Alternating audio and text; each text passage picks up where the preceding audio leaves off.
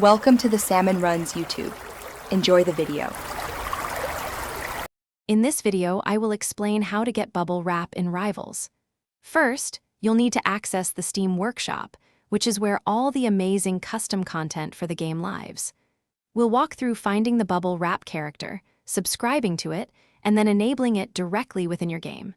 It's a straightforward process that will quickly expand your character roster. To begin, open your Steam client and head over to your game library. Locate Rivals of Aetha and click on it. You'll see several tabs. Select the one labeled Workshop. This is your gateway to a vast collection of community-created content. Once there, use the search bar to type in Bubble Wrap to find our desired character.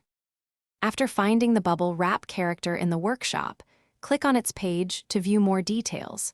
You'll see a prominent green button that says Subscribe.